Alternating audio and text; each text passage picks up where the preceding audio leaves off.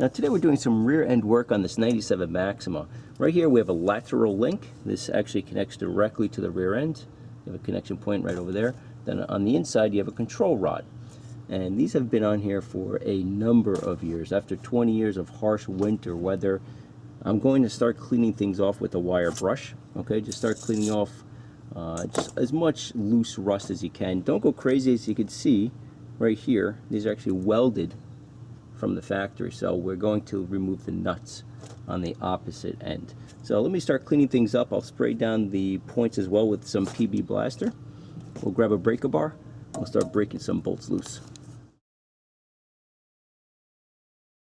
Now the bolts back here are rather large. They're 22 millimeters, so we can easily fit a socket and a breaker bar over here. Same deal with this guy, socket, breaker bar. But the middle guy, let me go give you another view.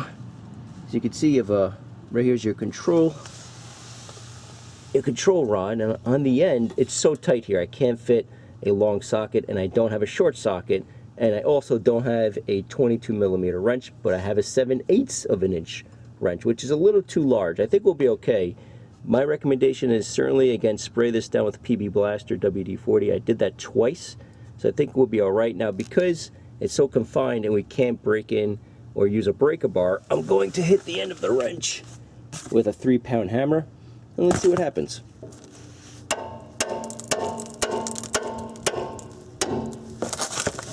So it is moving.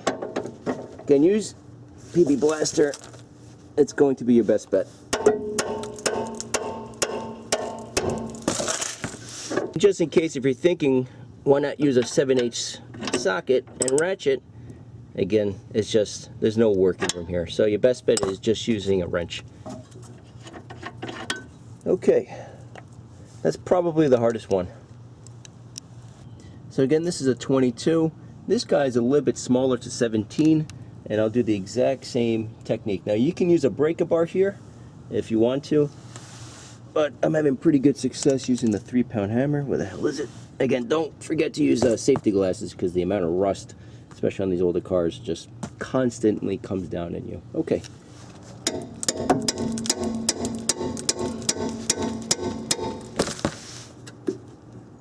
Just want to make sure it's not going to slip off on the top here.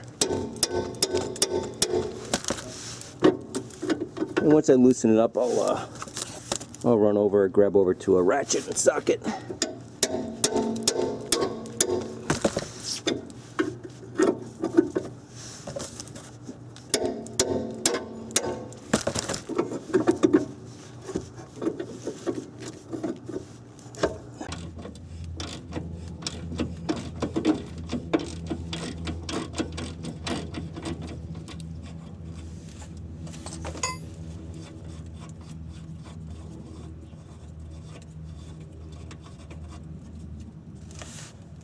And then we have 2 nuts holding on the lateral link over here. That is a 17 millimeter, and that's a 22. Now when it comes to the 22, I'll show you a different technique using a breaker bar. But again, with this guy, I'm going to use the 3-pound hammer.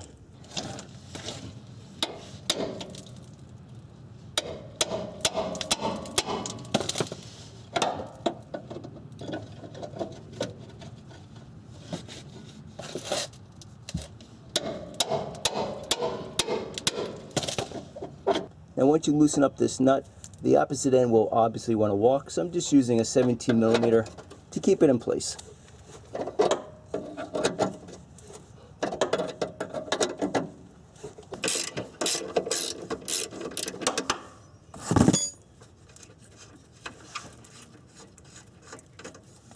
Now for this last bolt, which again is a 22 millimeter, now the technique is using a breaker bar. Now it's incredibly close to this exhaust, but still we can break it. We can break it loose. Now the best thing to do, if you can, is use a piece of pipe, give you some more leverage to push this up. So let me put the camera down, and here we go. Okay, grab the breaker bar here and just give it a good push. Make sure it's nice and tight. Here we go.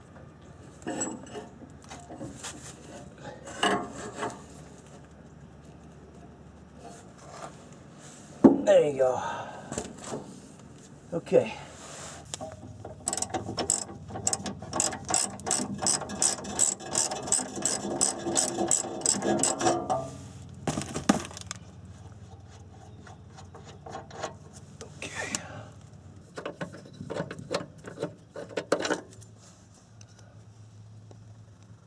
To remove this, I'm just going to use a very, very long screwdriver. As you can see, at a good point. Oh, sorry about that. There you go. And if you're curious, I do have both wheels jacked up, by the way, okay? And then we're going to push this off. And hold on a sec. A little messy here to watch. There you go. There she is. Let me put it on a bench here.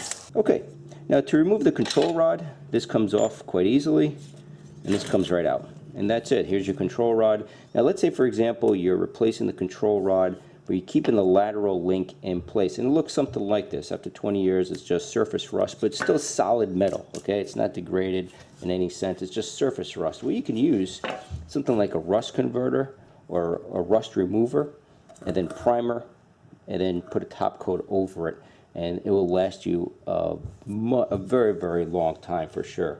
So what I'm going to do, I have the parts coming in, I should be here maybe 2-3 days, and I don't want to wait for those parts to come in and then take the video camera back out and continue this work. So I'm just going to reinstall this in the car just to show you how it is. Chances are you have a pretty good idea anyway. But that being said, we'll reinstall it. Then when I get those parts in, I'll just do everything off camera. So let's jump back to the car.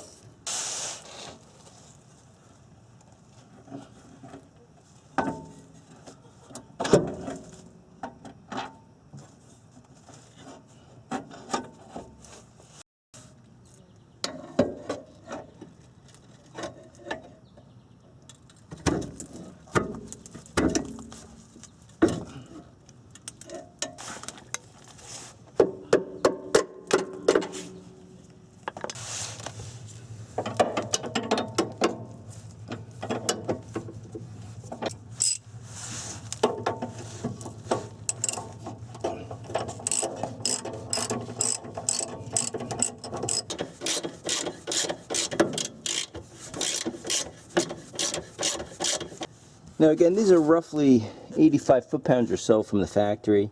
You can't fit at least I can't fit a torque wrench in here. So I'm just going to tap it a little bit with a hammer, 3-pound hammer, and that's it. Again, nothing to overkill it, just give it a couple taps.